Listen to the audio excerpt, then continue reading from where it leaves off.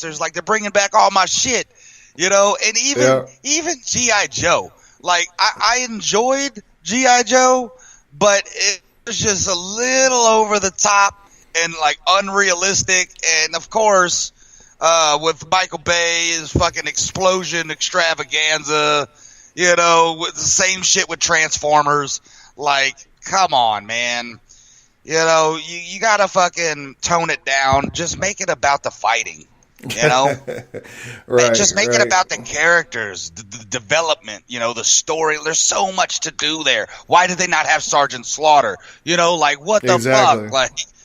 Like they should have it to where fans have the opinion. They do a poll and say, fans, what do you want to see? Right. That's what happened with Deadpool. Deadpool got made because the fans told them that's what they wanted. Right. They said, we're not going to watch it unless you make it rated R, because that's the only way we will enjoy Deadpool. If you dummy down his commentary and make it PG-13, we will not go to the theaters and watch it. Well, and they listened. It wouldn't make sense for them to do that anyway, because that's not Deadpool's character is PG-13. He's rated R. But so is Wolverine, and so is half of these other comic hit, Punisher and everybody else. But they always want to make it politically correct and try to appeal to the younger kids, which they forget that this is our era and our generation. These are our characters that we grew up as kids. Yeah. So now as adults, we love to go watch it now as adults, and we need it rated R. Right. You know? Right. Yeah, you know, you got a nice little swing to that. G cartoon series turns into rated R in 20 years. That's about it though. Like, here's another thing you ever thought of. Why is The Simpsons the longest running show on TV, and they are all still the same age? Bart Simpson has been Bart Simpson in the same grade in the same school for 29 years. I'm telling you. Why can't they grow up with us? Like, it'd be cool to see, you know, the adult versions of them, like Homer dies. You know, Marge gets a stepdad. You know what I mean? Like a new husband. Right. Like, let's make it realistic here. You know, Bart Simpson's doing time in jail for all the mischief that he gets in trouble with. It finally caught up to him. Lisa turns into the neighborhood whore. Smart girl gone dumb. She learned how to blow the saxophone, and now she's blowing the neighbors. Who knows? But the point is, I mean, come on. How much more bullshit can you go through?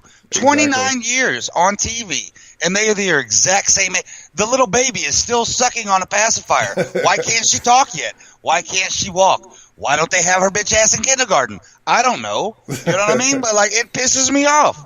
I stopped watching it years ago. She's got to been went through like 4 high school football teams by now, having all them up underneath the bleachers. Yeah, just like Janis Joplin. Exactly. Right. And the dog.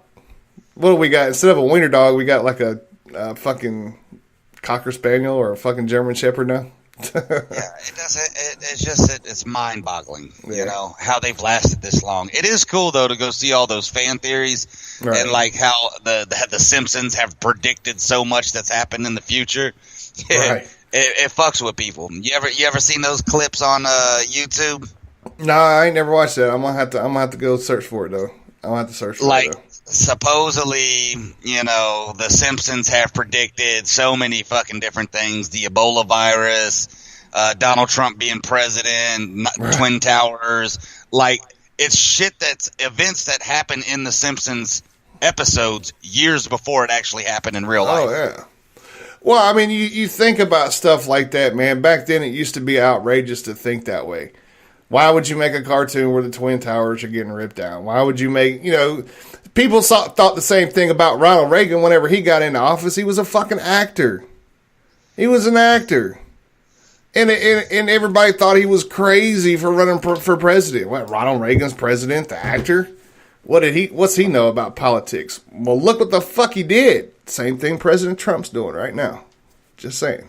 Hey, if The Rock goes to be president, I'm voting for him. Me too. Dwayne, hands down, Dwayne Johnson. He should be the president. I mean, can you imagine, dude?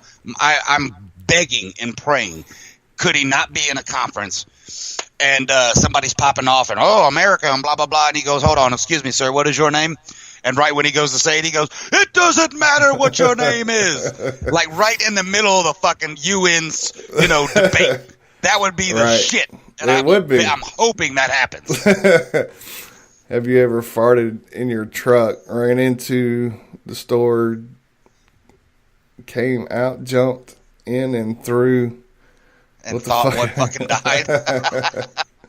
Yes, I have. Yeah.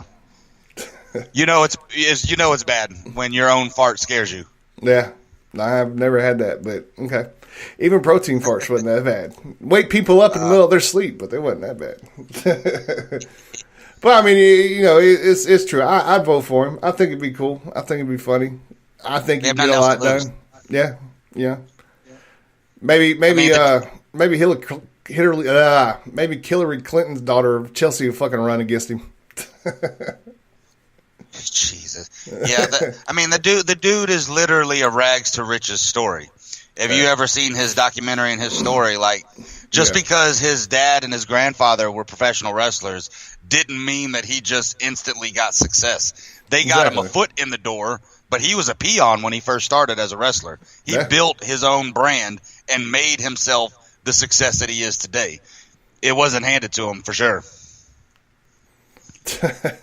Kiss my ass too, man. I ain't getting old. Yeah, it's yeah, exactly. I mean, watch a lot of these wrestlers like Stone Cold Steve Austin. I mean, he was the same way. He came from fucking nothing out of the middle of Texas. Had some corny ass fucking names growing up in the wrestling industry, and then all of a sudden Stone Cold's where it fucking fit. Now he's a fucking millionaire. Speaking of wrestling, last night I just watched the documentary on Andre the Giant. It's a must see. Must see. It's on HBO. You could watch it on HBO on demand. Definitely a fantastic portray of the man. The myth, the legend. The dude's 7'4", 475 pounds, larger than life, and he was the gentle giant. And everybody had nothing but great things to say about him, and it was cool to hear about his life. I think I might have seen that before. I'm not 100%, but I think I've seen something on him before. It might have been from one of the other wrestlers, because whenever he died, I know that was hard for the whole wrestling federation to choke that one down, because like you said, he was a gentle giant. Even when he fought in the ring, man, it didn't look like he's pissed off. It looked like he had a big smile on his face the entire time. Yeah, because he just loved it, man. And what's crazy is something I didn't know. He was undefeated for 15 years. Shit. 15 years, nobody can beat him. And that's why it was so important on WrestleMania 3 when Hogan beat him. And that solidified the culture change in wrestling. Yep. Because Andre the Giant was basically the champ in the 70s and of the territorial wrestling. Yeah. He did a lot of traveling. He would go to the different territories and go beat up on all their people. And then when McMahon took the son, the McMahon who we know today, took over for his dad's business. Right. It was right around that time when cable television was coming on, and he wanted to make the wrestling brand national. He brought all the studs in from all the different territories. Yep. And they started building up Hulk Hogan. And at the time, and Andre the Giant had some fucking bone or some growth hormone disease called Malgany or something like that, to where it was accelerated at a race that's 5 times more than the normal human. So that's why he was growing so much. But his organs weren't keeping up with his size. So the doctor said he was going to be lucky to make it to 40. Right. So I say that to say, at the time when all this was happening, his health was declining big time. Oh, yeah. And he knew it was time to pass the torch. And Hulk Hogan was shitting bricks in this documentary because he didn't know if Andre the Giant was going to put him over or not. And because he did, Hogan was able to take wrestling to a whole nother level. Oh yeah. And that's why they had all this success, and that was all because of Andre the Giant. Oh yeah, I mean clearly can see that that's where they were trying to pull. I mean, and you have to think, like, what would you think if you were Hulk Hogan? You know, all your success, everything that you were amount to from that day forward was left up to that man right there.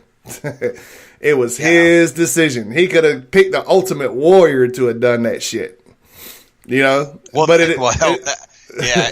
we could talk about this all fucking day because I used to be I'm a wrestling historian. I don't watch wrestling now because it's fucking too stupid, but I loved wrestling in the 80s and the 90s for sure. Yeah, it's gotten way too dumbified. I mean, and that was part of the new culture change too when Hogan, you know, it started with NWO and then WWF started fucking really getting in their shit. You know, raising their bars up because that war done started with the fucking ratings and shit, and it did, man. It got stupid, but you know, still, you know, Hogan brung 2 generations to fucking wrestling around. If you think about it. I mean, yeah, for sure. Everybody loves wrestling. To me, is dead. Back then, the characters were comic book characters. They were larger than life. They had names: Macho Man, Undertaker, Hulk Hogan. You know, Hacksaw Jim Duggan. Now, everybody uses their fucking regular name. You know? Yeah. Junkyard Dog. Motherfucking. They had their own cartoon series, for that matter. Exactly. Everybody was larger than life. Right. You know, when steroids was a good thing. Right. Everybody was, you know, like, now, it's just a bunch of blowjo fucking guys with regular names trying to wrestle, and it's not entertaining at all anymore. No, it's not. Not if you want to watch a bunch of guys just flop around in their fucking tights. I mean, even the girls wrestling is not even all that great anymore. I mean, the only thing you get good out of that is somebody in a skimpy outfit. I mean, shit, what, Paige retired not that long ago, and she ain't even been in the fucking Federation fucking 4 years. And she retired already.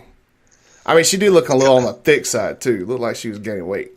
Yeah, well, she had to retire because of a sex scandal, so, I mean, it was whatever. But I don't call it a scandal. I just call it opportunity. What is this that I did not hear? What'd she get run up in for? What'd you say? What'd she get run up on for? How many dicks was she sucking at once? There was a fucking a goddamn sex video with her and one of the wrestlers, Alberto Del Rio. Oh wow! Because they had a relationship, and then it fucking went online and blew up, and somebody had to take the fall for it, so she had to fucking quit. And then Del Rio, I don't know if you followed any of that, but he left WWE for a while and wrestled in a different organization, so that way it can quiet down and fizzle out. Well, that's first. I didn't hear about that. Yeah, I mean, ultimately, that's why Hogan and all them left WWE back in the day, was for all the steroids and all that other shit. That's why he ended up leaving and going to WCW. Right. And, that's WCW was his, man. Even though somebody else owned it, that was his. That was his show to fucking run. I mean, Goldberg with his fucking streak, that was something that was unheard of. But like you say, Andre the Giant was undefeated for 15 years. But, something else to bring into it, something else in the mix. Sting changing his appearance from the fucking crazy kooky colors to the actual scarecrow looking shit from the fucking movie The Crow. I don't know. Scarecrow. Yeah. Oh my God. Yeah, it was genius marketing. Genius. You want to know something funny? If you guys watch this documentary on Andre the Giant, they mentioned that he was a ladies' man, and ladies were very interested in him. And everybody was asking, like, why do you think that is? And then Ric Flair came on there, and they were interviewing him. And he goes, why do you think it is? The dude's got 24 size shoe. Come on now. He wears a 24 size ring. What more do you want to know? And he's giggling the whole time. I was like, see, that's why Ric Flair's a pimp. You know what I mean? He's fucking 70 years old. He's still a G. Yeah. Yeah, we was building a hotel down here. I think it was like 2003 right around 2003. Was building one of the big hotels in the Ballantyne area, which is the ritzy rich fucking area. Me and